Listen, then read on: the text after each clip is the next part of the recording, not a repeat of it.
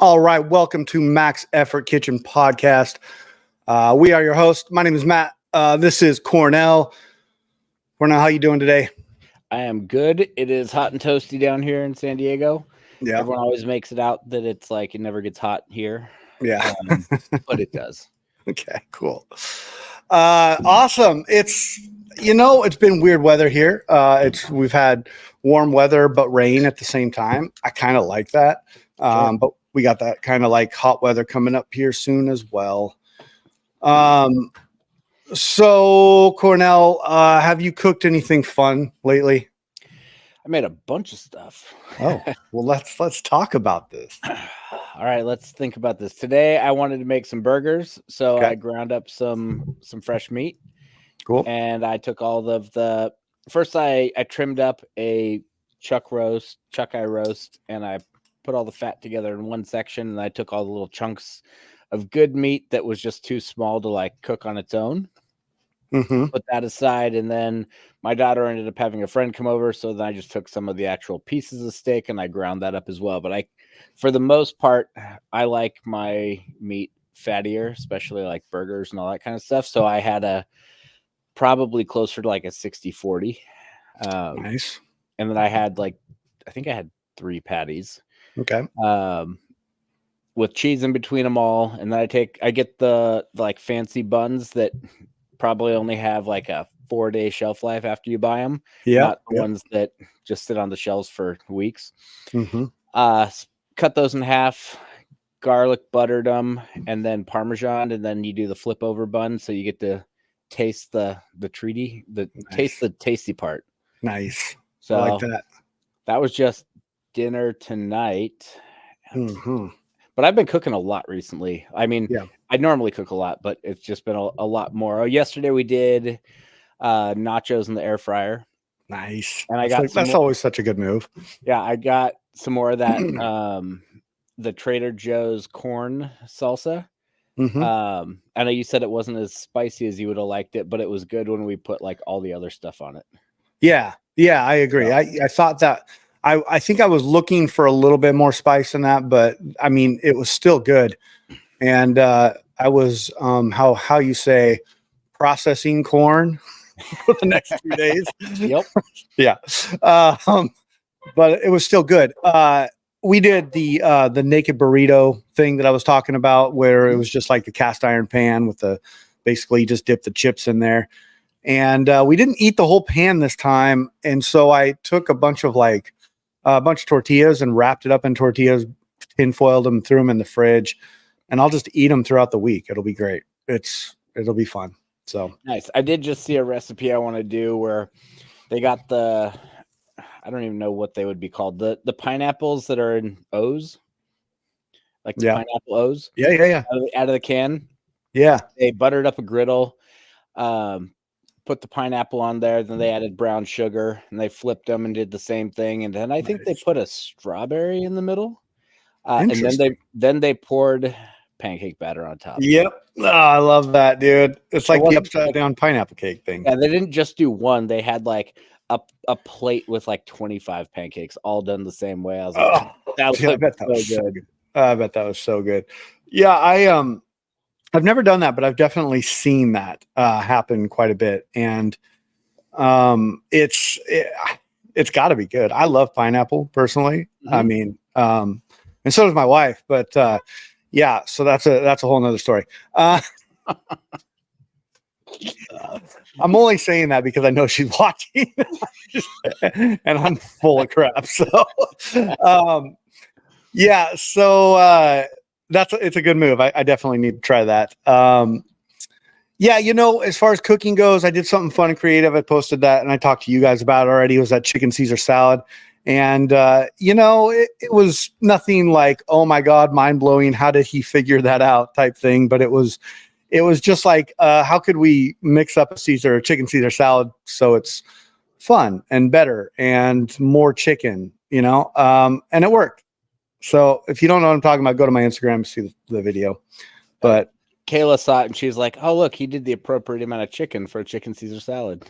Every time I've ever had a chicken Caesar salad, I'm so angry because it's like cut like 5 slice. It's like the smallest breast sliced up, and I'm like, that's not enough.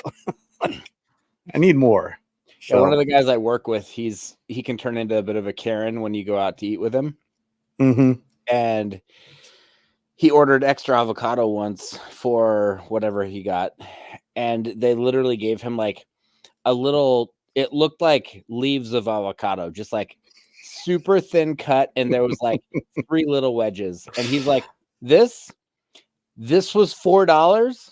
Yeah, just like big scene, and then they ended up coming out with the rest of the avocado and just gave him the rest.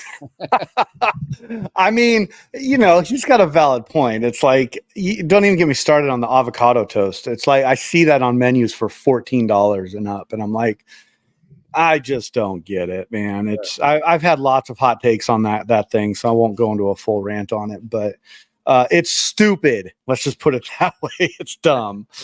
Don't pay $14 for some avocado or guacamole on some toast. Make it at home. Thing ever to make.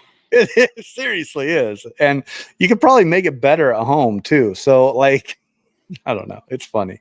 So yeah. Anyways, hey, I wanted to give a shout out. I know that you've talked about it a little bit. You probably followed it a little bit more than I did, but everybody at Nationals 2 weekends ago or last weekend, whatever you want to call it, great job lifting. There were some big lifts. There were some fun times, and watching some of the videos and all the stuff that's been coming out on Instagram. Just a big shout out. Nice job out there lifting, having a good time out at Nationals. Yeah. One of the ones that I know that you follow decently because he's from your neck of the woods is Ryan Sessler. He put up a good show. Yeah. I think he went 165 in the snatch. I don't remember what he did in the clean and jerk, but he did just post a 206 in training from just recently. Yeah, I saw that. And it's crazy. 206 probably. Well, I know he's a 102, but yeah. let's say he's not at weight. It's been 2 weeks later. He probably ate a little extra because he probably had to drop down and make weight, but just some pretty impressive stuff. And then I don't know who this was. I'd love to give them a shout out for whoever they are. I saw it on a story, but there's a 96 kilo lifter out there who just did a hang snatch with 165, like at 96. That's awesome. That is so awesome. Like, yeah, I know that some people are better from the hang or from the blocks or one of those kinds of things rather than from the floor. But in reality, I feel like a hang snatch is actually, it's a deadlift plus it's like it's so much more work than just going from the floor. I agree. A hang snatch. I mean, I think the only benefit to a hang snatch is you get to, like, the tension is all the way through always, and you don't have to purposely give it tension. But at 165 kilos, like, I don't there's nothing easy about that. I'm sorry. And I think that that's a pretty awesome lift. I'm gonna you talked about it a little bit right before, and I'm gonna look that up and see if I can find it. Yeah. Also, big, I don't know if shout out's the right word, but congratulations to Phil Sabatini. Great career. Lifted for I don't even know. Do you know how many years? A very long time before the exactly quote unquote boom days. He was there before that happened. So pretty awesome. I believe this is his first retirement, which should be, if you retire, I believe you should kind of stick to it. Don't bounce back and forth. And he stuck to it. He did a great job. Unfortunately, he bombed out in the clean jerks, but still did freaking impressive. The guy's 42 years old this year. Family, career, like, I think he's one of the big coaches at East Coast Gold. Just super cool to see. Yeah, I don't know him. Unfortunately I've never met him. The best I could give you is I follow him on Instagram, and I don't think you can really judge a person by that too much. But that said, I think he seems like an upstanding guy. It seems like the advice he gives on social media is pretty sound and solid. I've heard his name since I've started this, thing, weightlifting. And I've always just kind of had just a inherent respect for him, just the way people talk about him. And I think that's a really good thing to point out, is that, like, you can sit there and you can talk smack about, like, these people, and get angry at people or whatever you want to call it. But, like, one of the best judge of somebody's character, I think, is what other people are saying about them. And dude, I've never heard anything bad about Phil. And I know that he used to get pretty wild back in the day, and there was some, pretty big battles on the platform, but I just never heard or seen anything bad. Am I missing something, or? No, I think that he was just real good, and people were always trying to chase him down, and sometimes he would win, sometimes they would win. But he seemed to be very level-headed, and I was always impressed with him. I did meet him in 2017 at Masters Nationals, and Nice. That was one of the first meets where I lifted as a 105, old weight classes. I think I lifted around 101 kilos. Okay. But I met him, and he told me he was a 94. And I just looked at him, and I could see myself in the mirror, like, remembered how little and twig-like I looked compared to him. And I'm like, he's probably at least 2 inches shorter than me. Yeah. And he made me look small. Yeah. And he wasn't competing then. He was just coaching there. And then I remember meeting Rob Arroyo, same meet, and he was a 94 as well. And I was like, this is how you're supposed to look when you fill out a weight class. I am way too skinny, and I'm way too tall to be in that weight class that I normally would have been in. And that was the meet where I kind of decided, after seeing those two guys, I need to just get big. Yeah. And I still don't feel I'm that big. And then I see pictures and I'm like, holy crap, I'm huge. But in my brain, I don't feel like I know Damon's like, what, 77, 75 kilos. Yeah. When I look at him, I'm like, yeah, we're the same size. Yeah. Yeah, exactly. Yeah, totally. I hear what you're saying. But when I would see some of these other guys who were in the weight classes below me, I'm like, oh, you look monstrous. And so I want to fill out my weight class. So, I'll speak to that just a little bit. And then I have a question for you, but for me, and I don't know what this is, and it's a kind of a two-part thing. I've always looked at myself as the 176, pound kid I was. I know that I'm not that. My colleagues at work and my family, and they all remind me of how I look, and that's fine. But every time I see you in person, dude, I'm like, that Mafosa, he's a gorilla. Like, you always appear to be thicker in person than when I see you just on here, or like when we talk on the polo.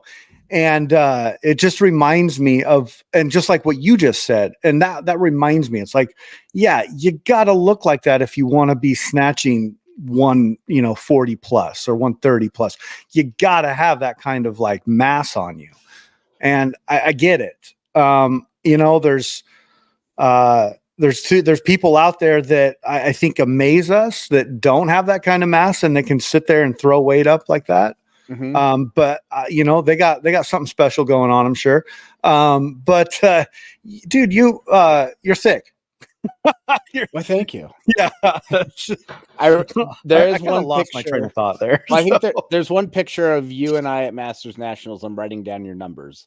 Yes. And granted, that was like 10 minutes after I just hit like a PR snatch in the training hall. Yeah. So I was still like pretty swollen, and just my body was like tight right then. And I saw that picture, and I'm just like, good Lord, my arm is huge. And I looked in the mirror right then. I'm like, it doesn't look that big right now. Yeah, I know. It's so crazy. Our own perceptions on ourselves. The other part of what I was going to say is that, like, or ask you, is like, do you think that's like a kind of a turning point in a weightlifter's, I hate using the word journey, but time in the sport is like when you finally realize the weight class you should be in? Like, does that happen to a lot of weightlifters? I think you know? I think if they are mature, it does get to that point. I've said this for years that I think that the weight class you should be in is the one that you struggle to fill out. Okay. And if you are constantly trying to cut down in body weight to make a weight class, I think that what you're trying to do is make the test easier. Yeah. Like the qualifying totals are less. So people are always looking at like, oh, this is the easier route to get. But like, I've had this conversation multiple times. I don't know if we've talked about this on this show, but Okay. I have a friend who's 89. I'm trying to choose my words wisely. Yeah. I don't think he listens, so I'll just say it. He had a girlfriend for a while who was not the greatest. That was a very not good relationship. Okay. He was skinny, and she said he could use to lose a few more pounds. Jeez. She was a CrossFitter. He was a weightlifter. Two different sports. Yes, it is. He needed to put on more weight. I think it got in his head, and from that point on, he was always like, "No, I need to like thin out. I need to lean out. I need to just." And it's just one of those things where I'm like, so he's looking at it and he goes, I'm only 8 kilos away from making the total I need to make it to AO finals. And I'm like, cool. Okay. So you need to tack on 8 more kilos in competition to make the D- entry qualification, just make it into the competition. Cool. The 96 weight, D-, passing grade. Yeah. The 96 kilo weight class. So 7 kilos more body weight, right? Yeah. 6 set. So you can put on, I'm not saying you have to put on 7 kilos, but you're not worrying about what you're eating. You're allowed to put on 7 more kilos, and the total is 4 kilos heavier. And I'm like, why don't you just start eating? And if you eat more, you're going to be able to recover faster, and you're going to recover better, and you're going to lift better. And then why don't you look at the 96 total instead of the 89? Yeah. I mean, I like what you said there. But the entire time you were talking, it kept ringing in my head what you said before, which was the idea that you should be in the weight class that you have to struggle to fill out. And I like that. And then I had another thought about that, which was, okay, so fat turns into muscle.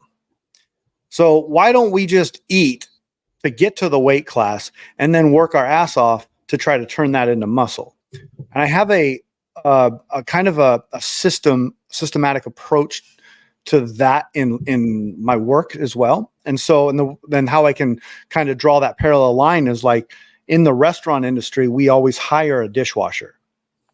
We hire a dishwasher and then we promote within. Hire a dishwasher, promote within. And that, I would say 85-90% of the time that works.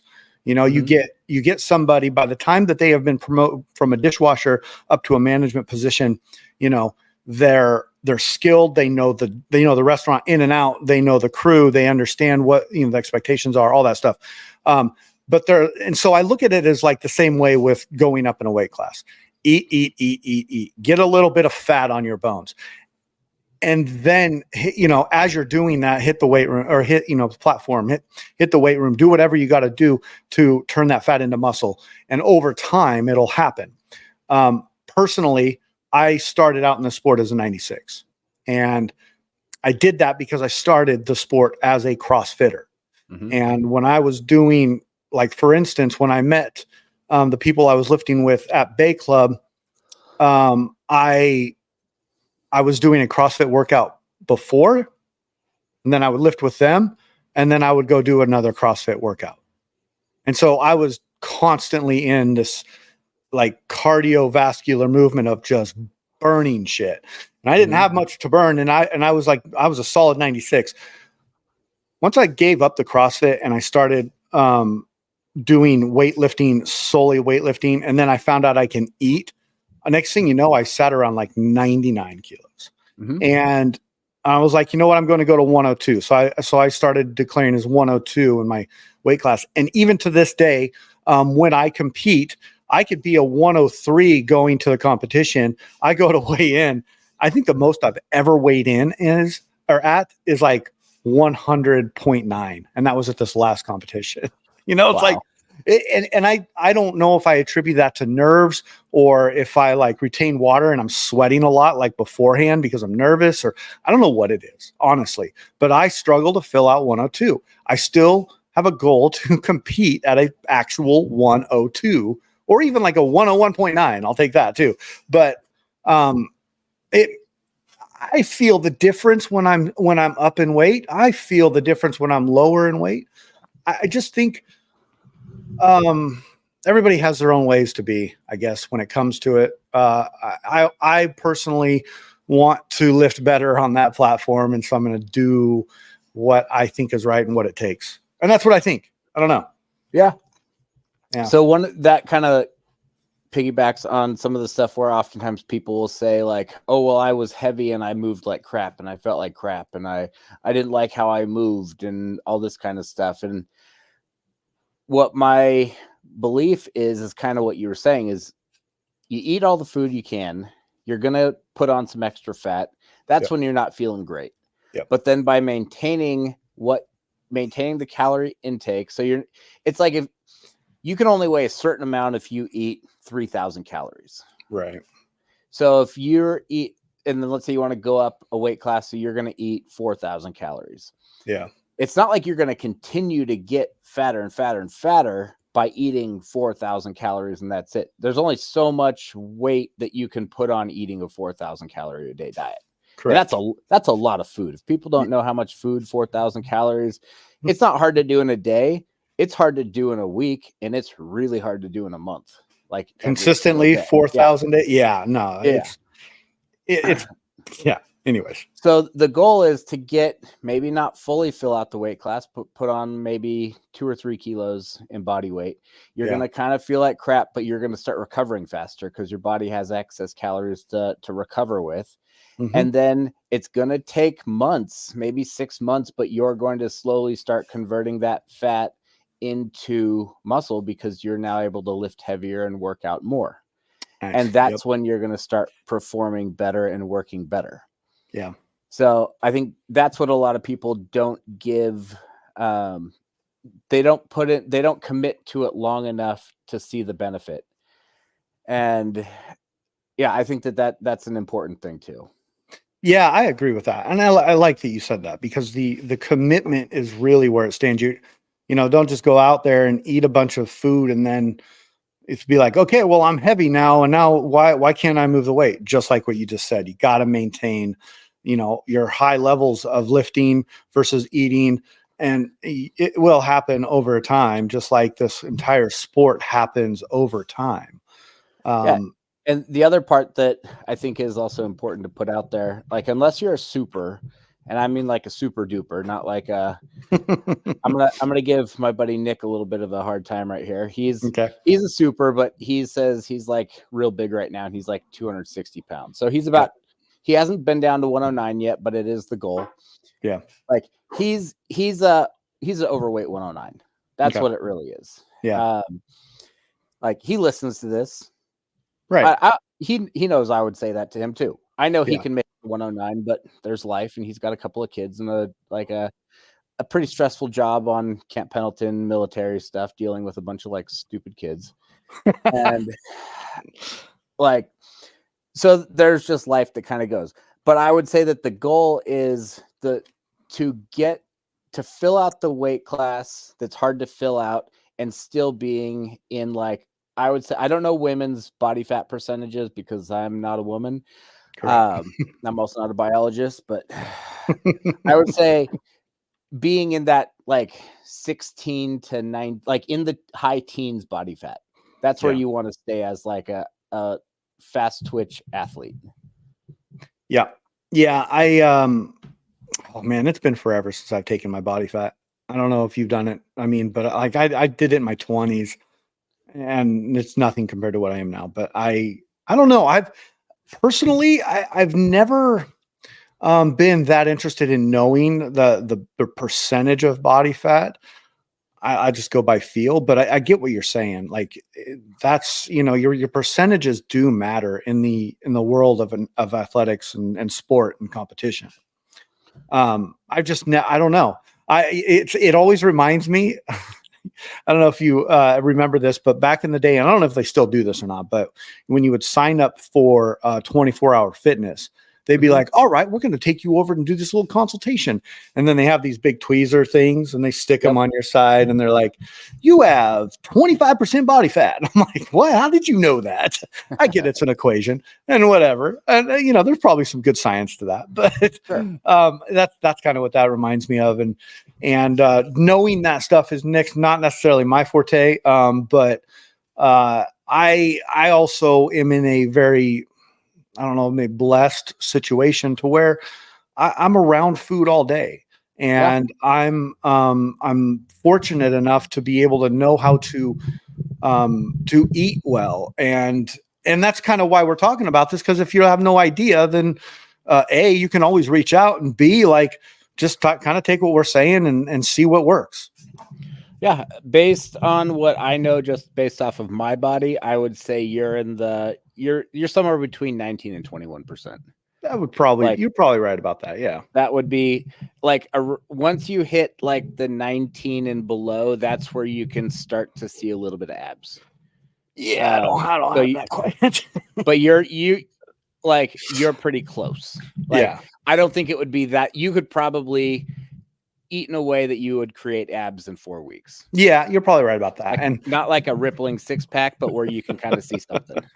I'll tell you, I'll sit there and I'll be like, like flex Yep. real quick, and I see the bar up top, and I'm like, yeah, Still got it. They're in there. Still got it. Yeah, I'll flex real hard and I'll Yeah. just hold everything in, and then I start to get a little nauseous. I'm like, it was worth it. I still see them. Yes, you get nauseous. That's great. I love it when I do it, and a little shark comes out. I'm like, oh god, okay, we're done here. Yeah, no, and I don't think this is any bad talk on like CrossFit or whatever, but like, if you're a competitive weightlifter, I can speak for experience. Like CrossFit's not the thing to do side by side with it because of the mentalities around food specifically is what I'm talking about. Now, I'm not going to sit here and be a hypocrite because I do work in a 7-minute AMRAP once a week into my training, and I do that for the cardio of it. And it's not enjoyable at all, and I consistently try to talk myself out of it. But I get it done, and it makes me feel good afterwards, like about 30 minutes afterwards. But it's the two worlds are different. The world of CrossFit is all about exactly what you just said, like cut up abs, seeing the delts and all the rippling muscles and everything. And nothing wrong with that if that's what you like, but that's not necessarily going to help you on the platform. Sure. Yeah. No, CrossFit is really good at becoming mediocre at everything. Yeah, And that's their deal. And their thing is they claim that they are the fittest person or fittest people on earth. Right. But some of the other stuff that we've talked about on this show and we've talked a lot about over Marco Polo is fitness versus health. Yeah. And fitness is not necessarily healthy. Correct. And if you look at the top CrossFitters in the world, they are not healthy. I mean, no, they won't come out and admit it and talk about it, but the amount of extracurricular and supplements they're taking that they could not take if they were weightlifting. Yeah. There's a lot going on there that there's a lot more than there's a blanket term of steroids. And no, the majority of them probably are not consistently on steroids, but there's another term called performance enhancement. Yes. it's not necessarily a steroid, but it is something that will help performance for specific things. And in Correct. CrossFit, yes, there is a lot of stuff that you do need to have strength for, but there's a lot of other things that you need a lot of other enhancements for. Well, I'll tell you when, yes. And I can tell you that when I first started CrossFit, I was coming off of my, a year stint of, rehabbing my Achilles tendon. And I was like really nervous about it. I put on a bunch of weight, and got into this CrossFit gym, started doing it 3 days a week. And then, the coach there was like, "Hey, have you ever done paleo?" And I was like, "No, I've never done anything like that." So they put me on a 6-week hardcore, like paleo deal. And, I lost like 4 inches off my waist. Right. And it was incredible. And the feeling you get from that is pretty incredible when you see it working. And then next thing you know, I started spending 5 days a week in that gym. And then I started working there, and then I started running it, and I was there every single day, and I was working out sometimes twice a day. And I can tell you that I worked, I mean, it's my mentality. I work, I dive into things, and I was working really hard. And I was nowhere near the competitive level in CrossFit, Sure. Nowhere near it. And think about it. If in your early 30s, I was in my early 30s, I was eating right. I was 6 days a week with some doubles in there. I was my life was really balanced at the time. And like, you just can't do it. I'm not saying that all CrossFitters out there are doing performance enhancing, but in the instance of what we're seeing, I think there is some of that out there. Yeah. And it helps you look good too, I'm sure. And that's how a lot of these people are making their money. And especially a lot of these guys who we are still seeing them from when you started or when I started. Correct. A long time ago. Like I think you did CrossFit a lot longer than I did. Yeah. But there's some of these people who they're not in their 40s now, but they're approaching. All right. And they still have the same bodies that they had before. And maybe they weren't doing stuff in the beginning, but it's become more and more competitive and there's more on the line. And they are now these social media superstars that are making money based on realistically how they look. Mm-hmm. And then if they endorse a product that might not be the product that they're really using, but it makes people think that I can look like that. That's how they make their money. Yeah. I mean, it's not really much different than an actor, doing some stuff to get ready for a big role, like Correct. The Avengers stuff. And I remember hearing like the workouts and then finding out about the drugs that were involved with getting some of these people real big. Yeah. I think it was, you remember when the movie 300 came out and they came out with the 300 workout. Mm-hmm. Like, I mean, I tried it. Yeah, it was, it was what it was. But I've heard on other podcasts, and I'm blanking the name of this gentleman. But he's talked about it, and he's the Dr. Crazy. What the heck's his name? Evil Genius. Evil Genius. Thank you. Yep. The Evil Genius. If you guys haven't listened to him, go out there and listen to him, because he is. He has a brutal honesty about him that is A, really respectable, and B, very entertaining to listen to. Yeah. So I like it. Broderick Chavez. Broderick Chavez. Yeah. Look up anything on podcasts with his name in it and thank us later. Yeah, exactly. You will go down a rabbit hole and you will learn a lot of information that is out there. And there's something, he talks about is, and he doesn't ever use any names, but the idea that he's like talking about, like, yeah, I have, people in sport A or sport B or sport C that I, take care of in the terms of performance enhancing. And he's like, I see it. I know who these people are. And you would all like, I wish it was something that you could talk about. And I saw I I saw an Instagram post the other day. I'm trying to remember what it said, but it was like, if you could talk about it, would it be shameful? And it was like, why are people shaming, or why are people demeaning other people as cheaters? I can't remember. I'll find the post and send it to you later, but it was this big log rant about like how, if when you're using performance enhancing during competition, you're cheating. And but then again, it was like they were also saying they wanted you to talk about it. So it was kind of a double-edged sword there. I don't know what was going on there, but I just think, and this is now, mind you, this is coming off me listening to a 2-hour episode of Joe Rogan where he had the the enhanced games guys on there, and they're so open about it. And I'm just like, there was no shame, there was no like, you're cheaters, there was no nothing. There was respectful questions, respectful debating, and I think that, like, I wish there was that kind of in sport, but I don't know if there's room for that. I think that's a wild dream.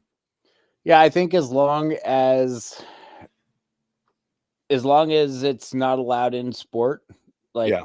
From what I hear from someone that we used to know decently well, he said he could not talk openly in public, like on a podcast, about his steroid use because it would be retroactively popped, and then they would basically take away his team. Okay, so that makes sense.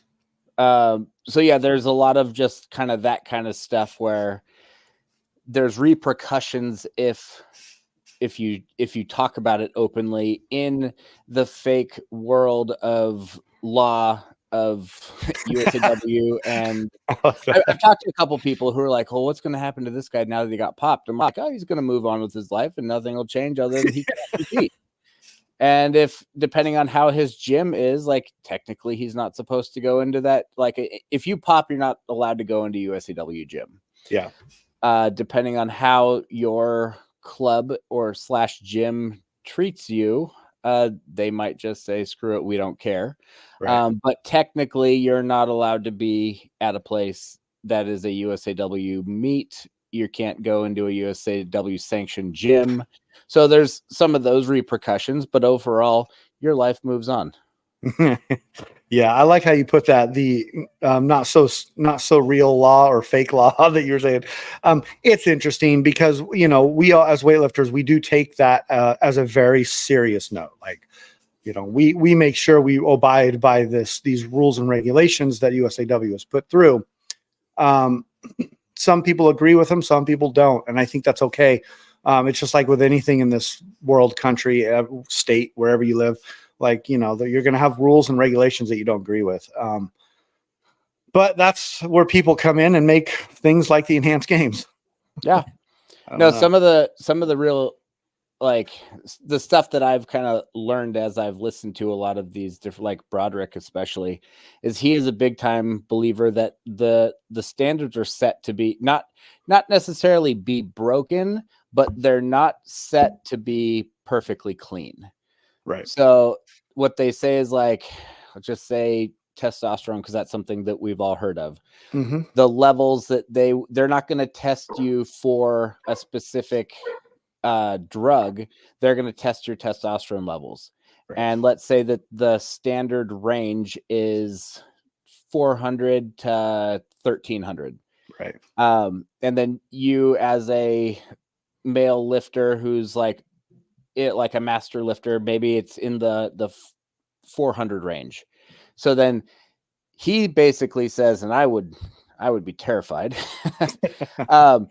He could get you up to the 11 to 1200 range, and you could test, and you wouldn't be out of range. That's crazy. So, like, that's the kind of stuff that he gets involved with, and he's like, yeah, there's some coin flipping involved in that, but like, or let's say that, like, just the random freak could have some levels that are like 5 times higher than normal, but that is still a possibility of being normal. So then he's like, you can just get close to there, even if you're not anywhere near that, because those certain genetic freaks are there. So yeah. He's a big, like, he's like, I'm not going to blow people up where they're like he gets paid to get people stronger or faster or harder. Yeah, there's that too. He works with certain industries where people need to be hard and get enhanced.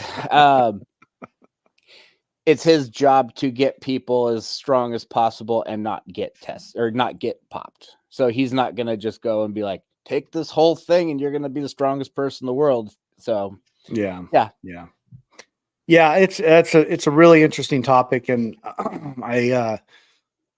the more I'm listening to him and then that enhanced games and hearing those scientists talk about it, like the more interested I am in the whole idea of it, and just really, I like to learn the knowledge, and it's interesting because as I hear it, like I hear sports that are like popped a lot. Like what was it? It was long range shooting or archery too. Archery is a big one. Yeah, ping pong is a big one. Yeah, I think even chess is a big one. Which is because it's nuts, and it's like these peptides or whatever PEDs. I don't know if that's the same thing as peptides, but all these things are helping people in different ways. And so I like to learn all out of that, because if you don't learn it, then you have the view of like how shameful it is. And I don't know. I mean, I guess if you're competing dirty, there probably is some shame to that. But for me, I wouldn't judge anybody, but I've never actually known anybody that's got popped. So I don't know. I've known a couple people. Yeah. One of the guys, I don't think there's any shame in saying it, Josh Bringus. Yeah. A lot of people were saying that they thought he was using fake weights. 73 kilo weightlifter, I think. Right. Yeah. Snatched 170, not in competition.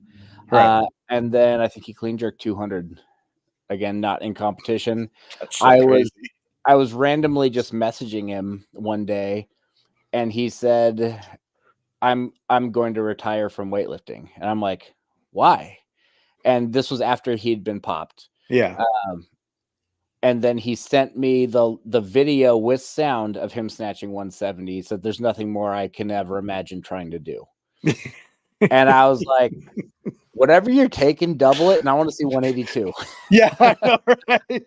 Well, and that's kind of like the thing is like, that you got powerlifting. I think it's powerlifting that has all the different sanctions federations that do some frown upon it, some don't. And it's like, I've always wondered, like, what if weightlifting came out with that and had that? I don't know. I wonder what the difference, the gap would be.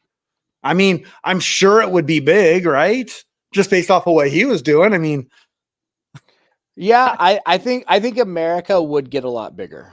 I don't think the rest of the world would change much. When I was listening to that Joe Rogan podcast with the enhanced athletes, one of the things that I remember hearing somebody talk about at one point is they're talking about giving away $1 million for broken world records. Yeah. Like for every world record broken.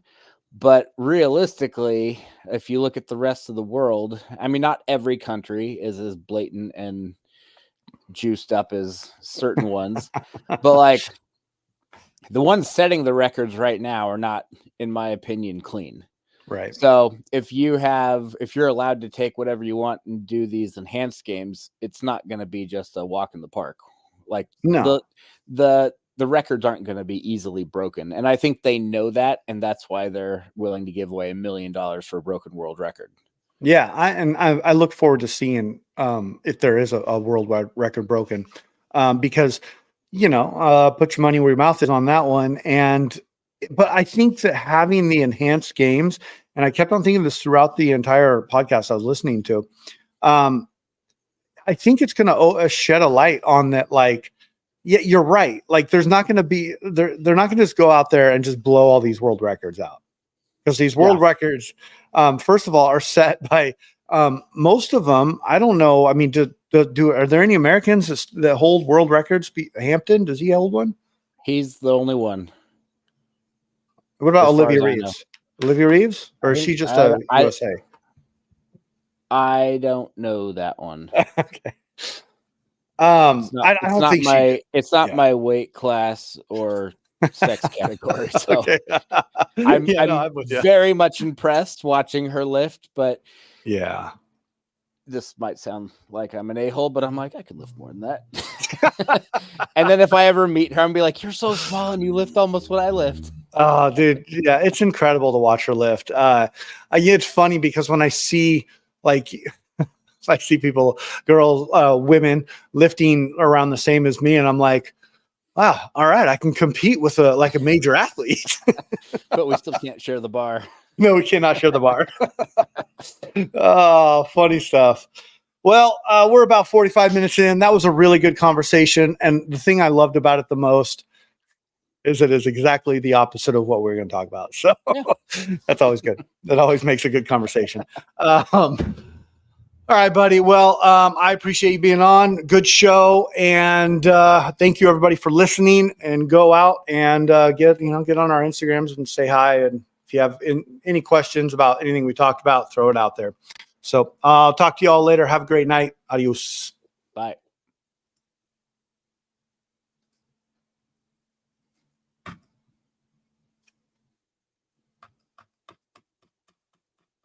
It's frozen. It still says live. I know it does. It's because my computer froze. Okay. I'm just going to shut down the entire program right now. I can edit this out.